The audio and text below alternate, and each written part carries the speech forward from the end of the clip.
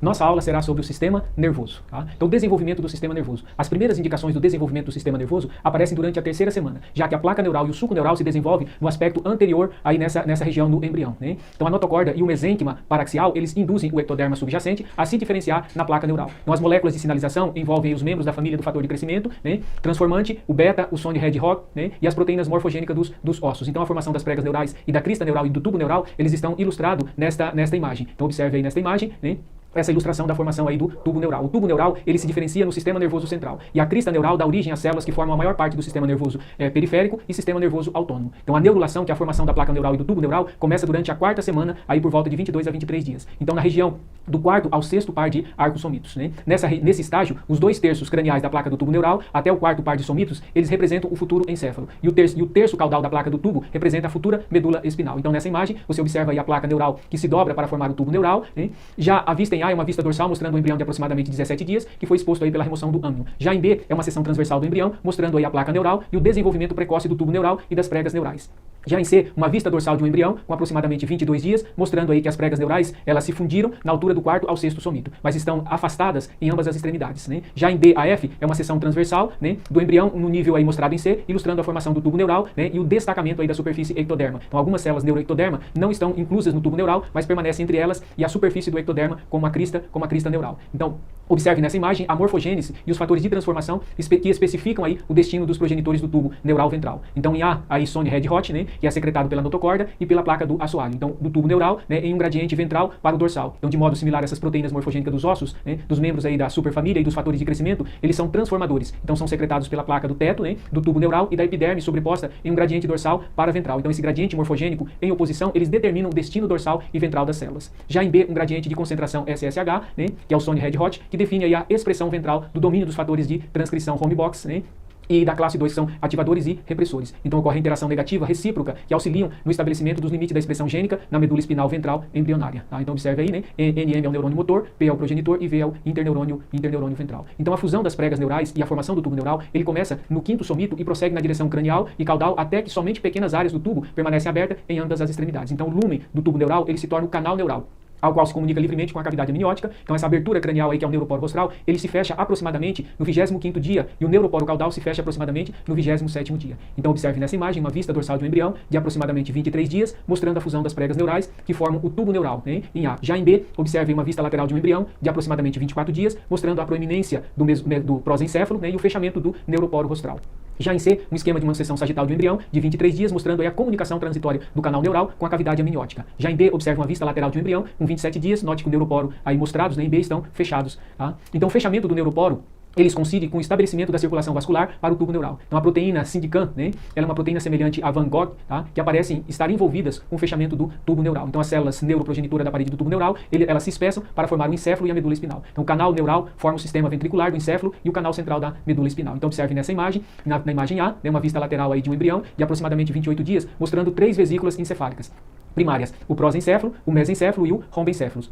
2 texturas, elas demarcam as divisões primárias do encéfalo, né? Já em B aí, observe uma seção transversal de um embrião, mostrando o tubo neural que se desenvolverá na medula espinal nessa região. Então os gânglios espinhais aí, eles são derivados da crista neural, né, que também são mostrados nessa figura em B. Já em C, observe um esquema de uma vista lateral do sistema nervoso central de um embrião de 6 semanas, mostrando as vesículas, né, encefálicas, as secundárias e as flexuras, né, pontina, que ocorre aí conforme o encéfalo cresce rapidamente. Então desenvolvimento da medula espinal. A medula espinal primordial se desenvolve a partir da parte caudal da placa neural da eminência caudal. Então o tubo neural caudal do quarto par de somitos, ele se desenvolve na medula espinal. Então as paredes laterais do tubo neural se espessam, reduzindo gradualmente o tamanho do canal neural, até somente um minúsculo canal central da medula espinal existir, né, por volta aí de 9 a 10 semanas. A sinalização do ácido retinóico é essencial no desenvolvimento da medula espinal, desde a padronização inicial até a neurogênese. Inicialmente aí, a parede do tubo neural é composta por neuroepitélio espesso colunar pseudoestratificado. Essas células neuroepiteliais, ela constitui a zona ventricular, que é a camada epidimária, né, que dá origem aí a todos os neurônios e as células da macroglia e da medula espinal. Tá?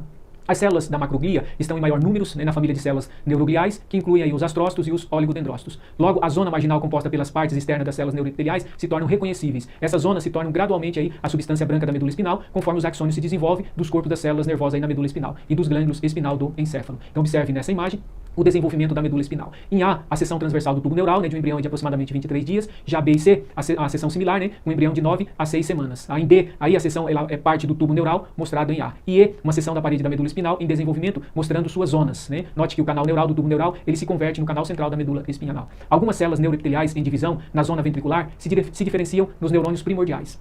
Essas células embrionárias, elas formam a zona intermediária, né, entre a zona ventricular e a marginal. Os neuroblastos, eles se tornam neurônios conforme desenvolve o processo citoplasmático. As células de suporte do sistema nervoso central, chamadas aí glioblasto, elas se diferenciam das células neuroepiteliais, principalmente após cessar a formação do neuroblasto. Os glioblastos, eles migram da zona ventricular para a zona intermediária e marginal. Alguns glioblastos, eles se tornam astroblastos e posteriormente astrócitos, enquanto outros se tornam oligodendoblastos e finalmente oligodendrócitos. Tá? Então observe nessa imagem a histogênese da célula no sistema nervoso central. Após o desenvolvimento, o neuroblasto multipolar, né, ele se torna uma célula nervosa ou neurônio. As células neuroepiteliais originam todos os neurônios e as células da macroglia. As células da microglia são derivadas das células mesenquimais que invadem o sistema nervoso em desenvolvimento com os vasos sanguíneos. Os corpos celulares nas placas alares, eles formam as colunas dorsais cinzentas, que se estendem no comprimento da medula espinal. Então, na seção transversal da medula, essas colunas são os cornos cinzentos dorsais. Os neurônios nessas colunas constituem os núcleos aferentes e os grupos deles formam as colunas cinzentas dorsais. Então, conforme as placas alares elas aumentam, formam-se os septos medianos dorsais, os corpos celulares nas placas basais, eles formam as colunas cinzentas ventrais e laterais. Então observe nessa imagem uma seção transversal de um embrião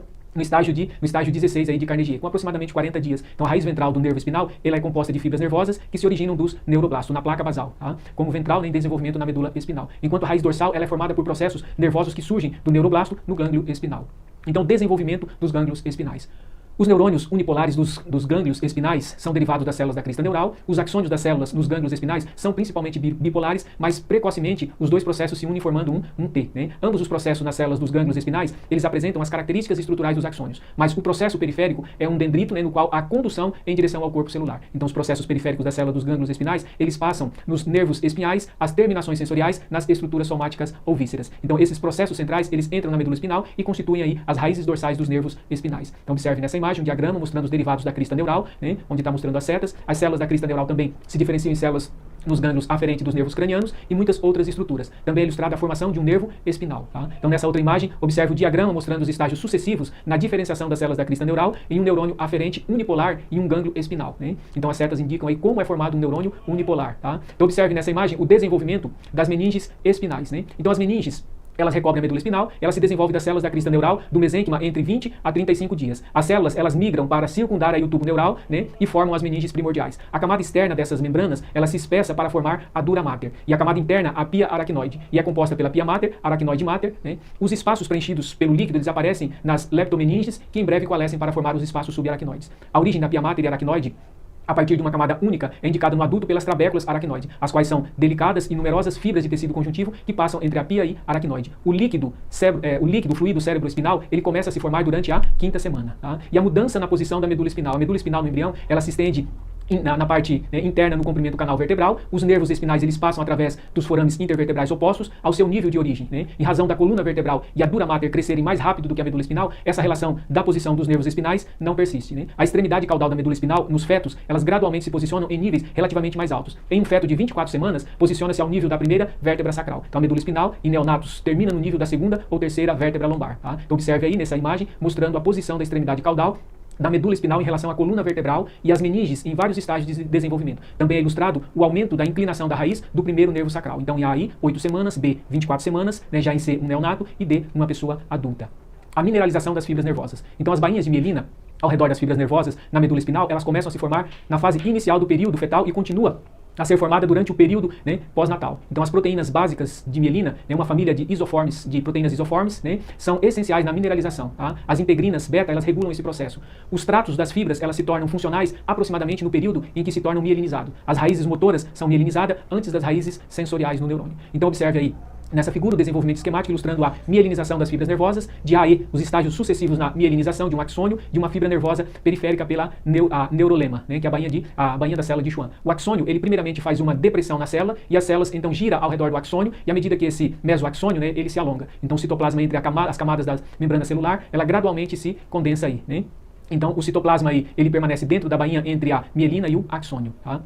Já em F e H são estágios sucessivos de mineralização, né, das fibras nervosas no sistema nervoso central, né, aí por um oligodendrócito. Tá? Então observem um processo de células neurogliais envolvendo-se ao redor do axônio, né, essas camadas intervenientes do citoplasma se movem em direção ao corpo celular.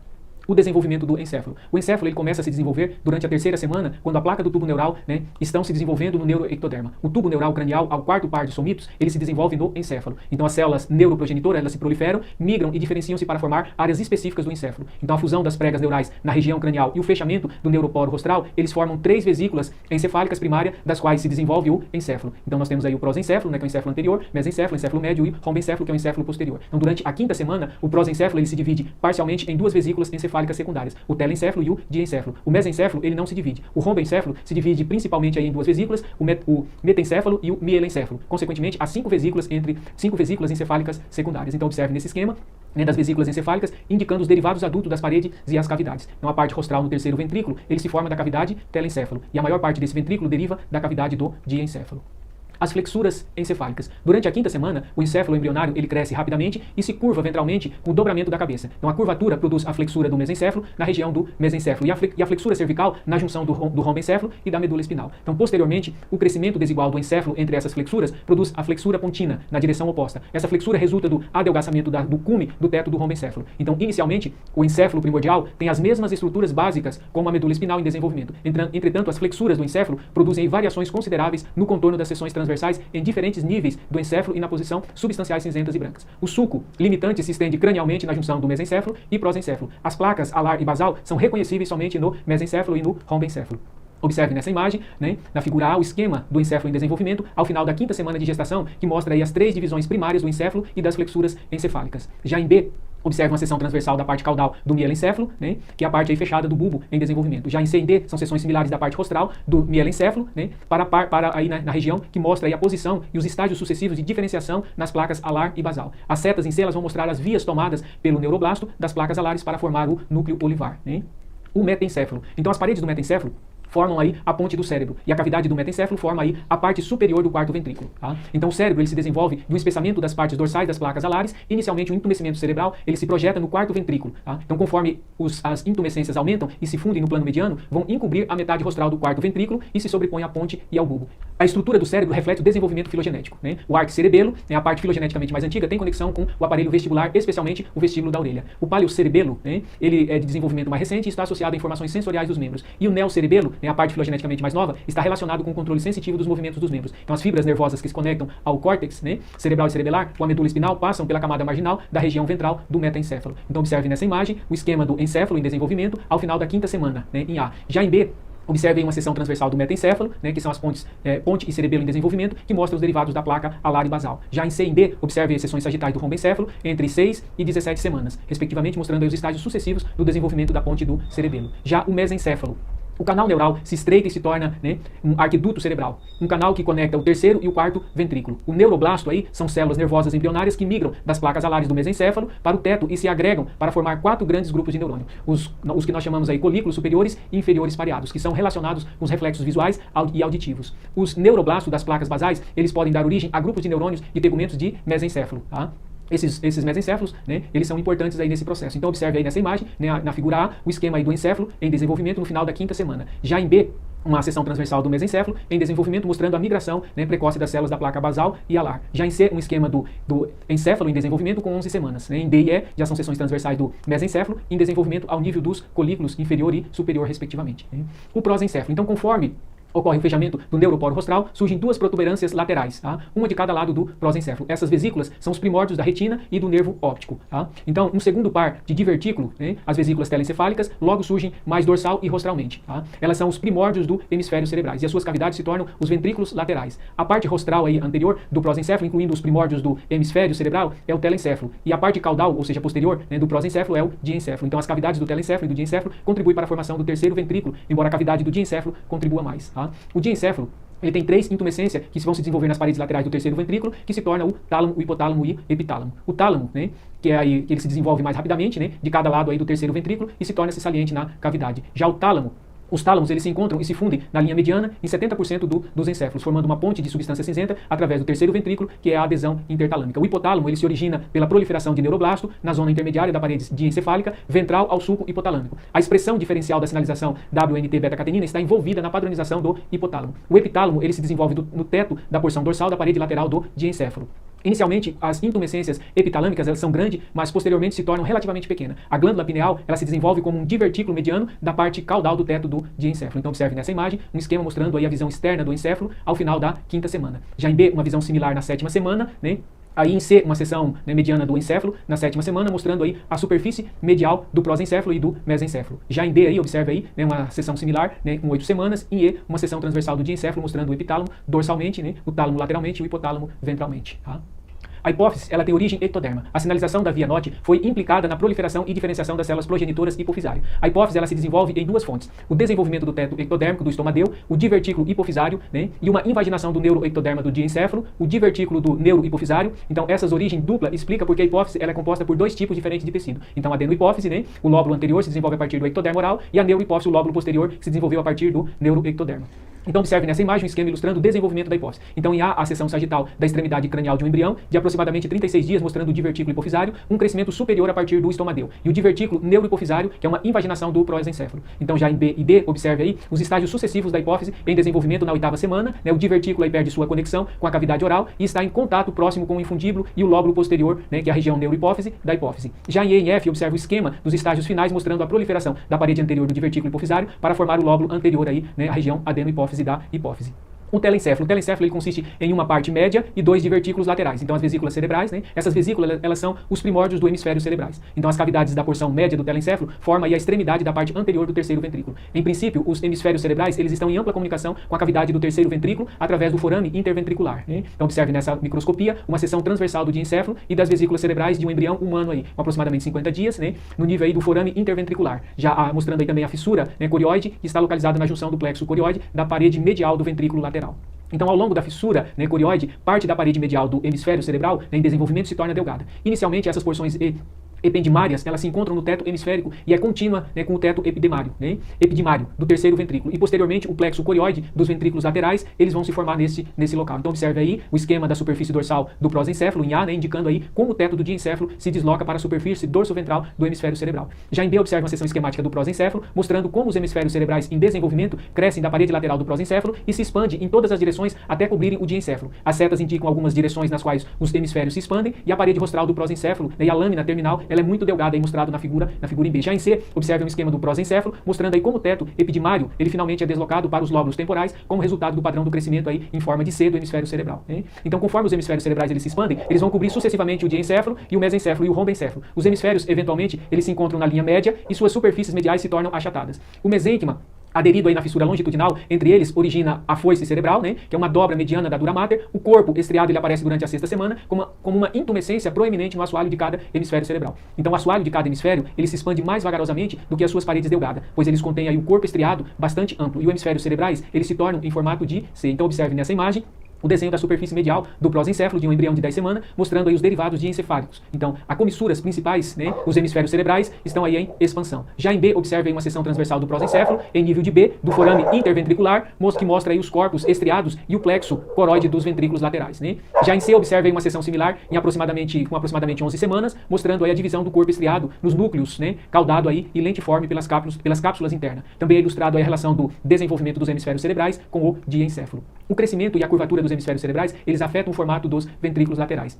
As extremidades caudal de cada hemisfério se curva ventralmente e estão aí rostralmente formando o lóbulo temporal. Ao fazer, ele traz o ventrículo lateral e a fissura corioide com ele. Então a parte medial delgada do hemisfério é invaginada ao longo da fissura corioide pela pia mater vascular para formar o plexo coroide do corno temporal. Então observe nessa imagem uma figura de um embrião, mostrando aí a superfície do hemisfério central direito em desenvolvimento, mostrando o desenvolvimento do ventrículo lateral e da fissura corioide e do corpo estriado. Então em A o embrião está com 13 semanas, B 21 semanas e em C com 32 semanas. Já nessa outra figura, Observe aí o esquema da vista lateral do hemisfério cerebral esquerdo, do diencéfalo, né, ao tronco cerebral, mostrando aí os estágios sucessivos do desenvolvimento dos sulcos e dos giros no córtex cerebral. Então note aí o estreitamento gradual do sulco lateral e o encobrimento aí da ínsula, uma área do córtex cerebral, né, que é escondida da visão superficial. Então a superfície dos hemisférios cerebrais se desenvolve rapidamente durante o período fetal aí, formando aí muitos giros, né, que são aí separados por muitos sulcos. Então com 14 semanas, né, em A, em B com 26 semanas, em C com 30 semanas e em D aí com 38 semanas, né. Já em E uma imagem de ressonância magnética de uma mulher gestante mostrando aí o feto maduro. Observe aí o encéfalo, né, e a medula espinal nessa ressonância. Então os nervos cranianos, 12 pares de nervos cranianos, eles se formam durante a quinta e a sexta semana. São classificados em 3 grupos de acordo com a sua origem embrionária. Então nós temos o nervo craniano somático eferentes, né, e os nervos coclear. Então são o nervo craniano 4, né, o abducente 6, o hipoglosso aí o 11 e grande parte aí do óculo-motor, que é o nervo craniano 3. Eles são homólogos com as raízes ventrais dos nervos espinais. As células de origem desses nervos, elas estão localizadas na coluna eferente somática, que é derivada da placa basal do tronco encefálico. Seus axônios, eles estão distribuídos, né, aos músculos derivados dos miótomos da cabeça aí, que é a região pré-óptica occipital. Então, nessa última imagem, observe um desenho esquemático de um embrião de 5 semanas, mostrando a distribuição da maioria dos nervos cranianos, especialmente aqueles que inervam os arcos faríngicos. Tá? Então, ele está mostrado em A, esse desenho esquemático do embrião de 5 semanas, né, mostrando aí a distribuição dos nervos cranianos. Já em B, observe o desenho esquemático da cabeça e pescoço de um adulto, ele mostrando a distribuição geral da maioria dos nervos cranianos.